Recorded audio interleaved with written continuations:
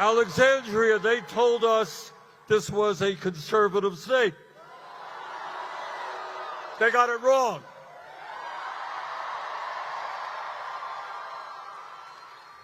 Before I go on, I want to say a word about Alexandria. Yes, she is an excellent congresswoman from New York. Yes, she has been an inspiration to young people all over the country. But I want to say something that is even more important about Alexandria. 6 years ago, she was a waitress in New York City.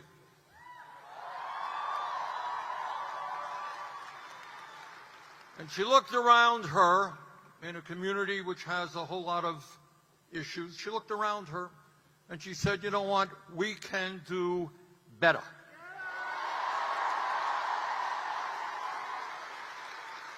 So with no money, no organization, she took on one of the most powerful Democratic leaders in the U.S. Congress, and she beat him.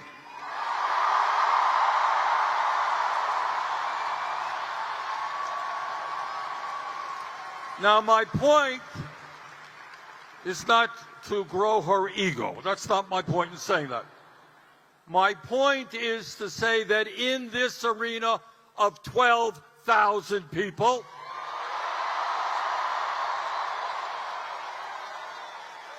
there are hundreds of Alexandrias and Josephs and Toms and Marys. And what we are here today is not just to be with you in this rally, as wonderful as that is. We're here for a deeper purpose, and that is to understand that in this very, very difficult moment in American history, all of us have got to get outside of our comfort zone. We have got to do tomorrow what we hesitated to do yesterday.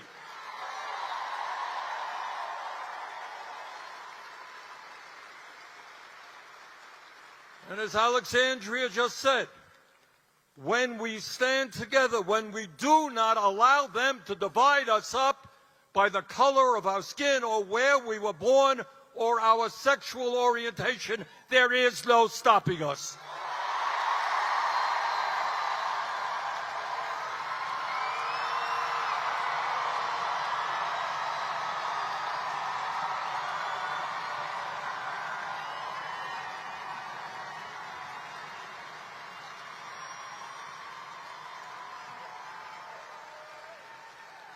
So I know that there are some pundits out there and they're saying, why does Bernie Sanders and Alexandria Ocasio-Cortez, who come from some of the most liberal and blue states in the country, why are we here tonight?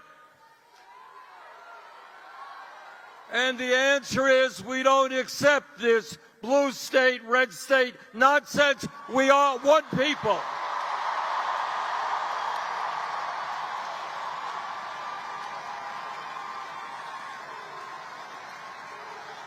That's right.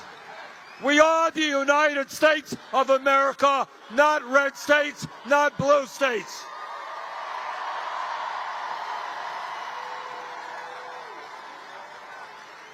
The country now faces some enormous problems, and at the top of the list, we have a nation which is now run by a handful of greedy billionaires. You know, I used to talk about oligarchy, and people say, what is he talking about? Everybody knows what I'm talking about tonight. When Trump got inaugurated, sitting right behind him were the three wealthiest people in this country, Musk, Bezos, and Zuckerberg.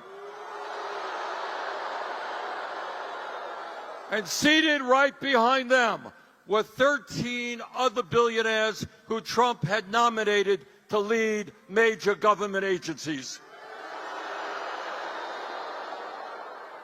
You know, some of you remember a lesson we learned in elementary school when Abraham Lincoln was at Gettysburg, and he was on the battlefield where 20,000 Union soldiers had died or had been wounded just a few days ago. And he looked out at that battlefield and he said, we are not going to forget the sacrifice they made. We are going to make a government of the people.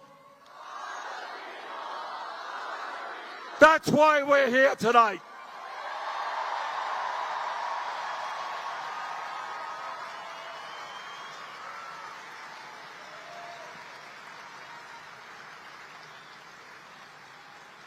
We want a government of the people, by the people, for the people, not a government of the billionaire class, for the billionaire class, and by the billionaire class.